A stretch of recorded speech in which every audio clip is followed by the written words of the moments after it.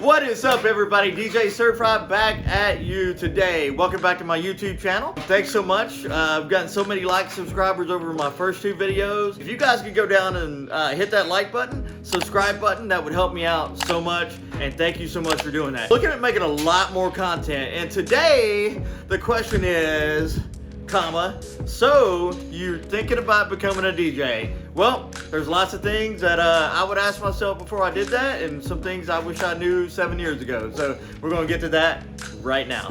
All right, we're gonna get right back to it right here. So when I started 7.5 years ago, it's been a grind, I'm gonna be honest. You know, I'm actually at my father-in-law's garage right now. This is my temporary storage for all of my equipment until we get our storage unit built out behind our house. So this is where it's at right now. It's kind of deceiving, but there's a lot of stuff back here. A lot of money, a lot of, so that's one of the things I wish I would have known, you know, how much money I was going to put into it, because as you're getting started, DJing is not cheap. I'm just going to go and let you know. Now, you can start out cheap, but as you grow your skill set and grow your equipment, be very upfront with you. You're gonna always want the next best thing. You're always gonna want something, so it's gonna get very expensive. As long as you phase it in, you should be good to go. Make sure you don't overspend, those types of things. There's lots of things I wish I wouldn't have bought, or equipment that wasn't quite as good as it should have been. A lot of money wasted, those types of things. So the second thing on that point would be how much work it is. So probably in the beginning, you know, I got to see the DJs up there having a great time, whatnot. Whether it be a karaoke DJ, a festival DJ, a wedding DJ, a club DJ, and you really see the fun parts. Well, it's a lot of work. It's a lot of work behind the scenes. It's a lot of loading equipment. It's a lot of going up and down stairs at some venues. It is, you know, elevators and loading in, loading out, and hot weather, being all sweaty. And like today, it's really cold, and I'm actually here loading for some gear for the weekend. So there's that as well. There is, it's just not quite as glamorous as some people make it look. So as long as you know that going in up front, you know, you're going in this head first and you're like, okay, look, it's gonna cost money, it's gonna be a lot of work, but I'll be honest, it's totally worth it if you stick with it and you identify your goals, why you're doing it, and that's gonna be the next part of this video right here. So the questions that I would ask myself, there's two questions really. You know, why do you want to be a DJ? There could be so many reasons, I don't know.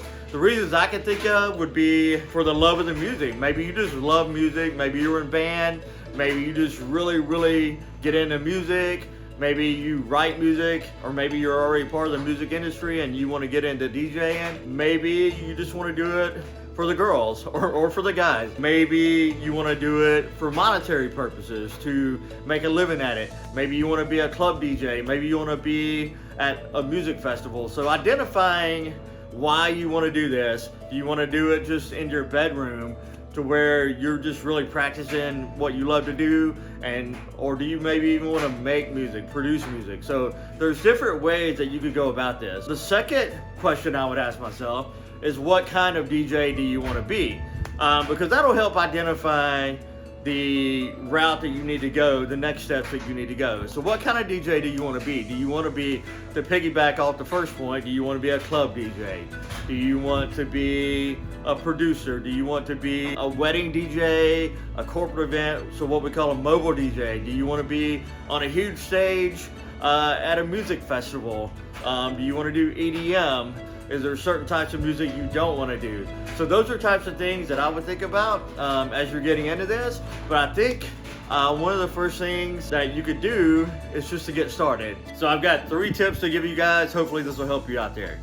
All right, so the first tip I have, I'm gonna be honest, it was extremely helpful for me starting out. You know, I've got DJ Jim, I've got DJ who's out of Huntsville, Alabama, DJ Mikey Mike out of Nashville. You know, I got DJ Fooey out of Huntsville. I've got DJ Soli, who's now out of Birmingham, and probably so many other people. DJ Aubrey helped me out so much too, so thank you guys so much.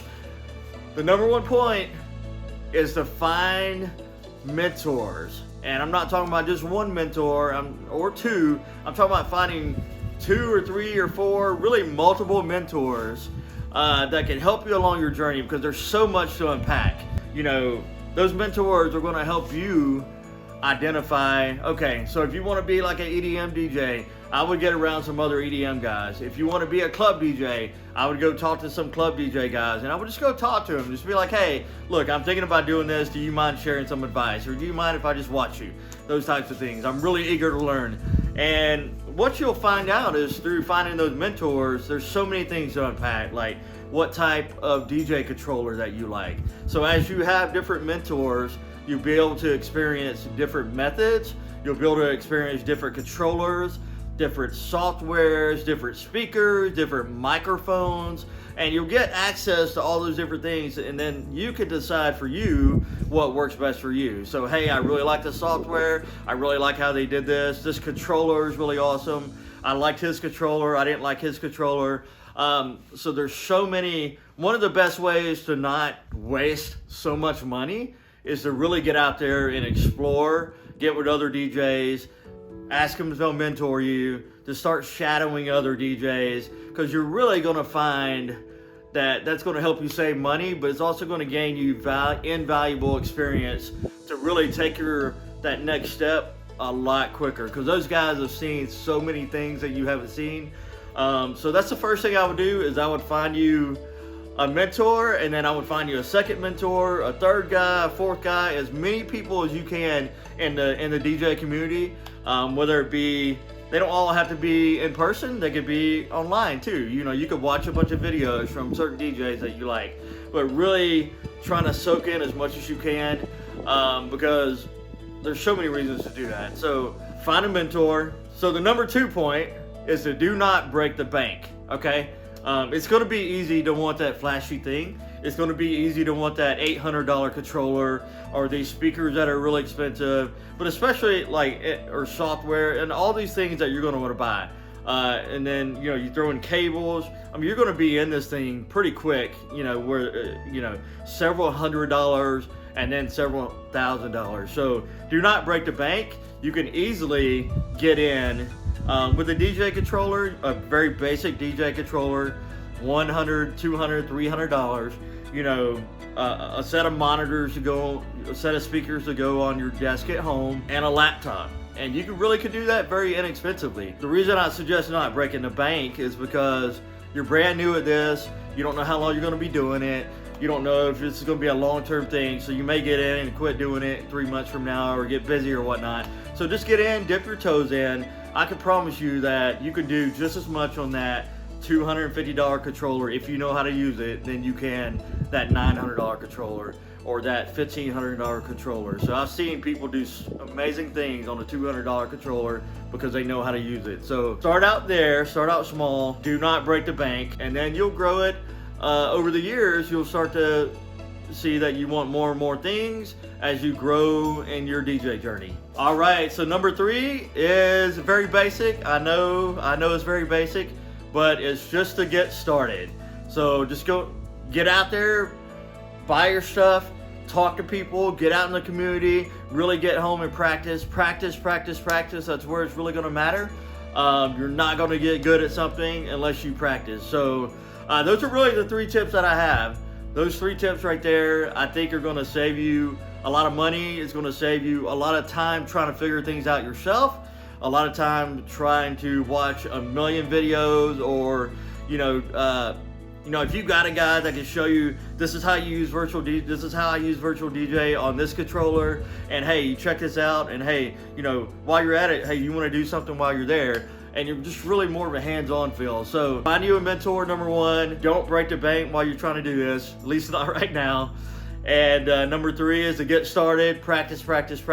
And yeah, that's about it for today. I'm kind of new at making videos, I'm gonna be honest. So I'm gonna try to get better and better at this, but I hope this video helps somebody out there. Feel free to like the video, subscribe, and I'll be bringing more content here soon. Hopefully in a more controlled environment where it's not so cold. And yeah, thanks for checking out my video. We will see you guys next time.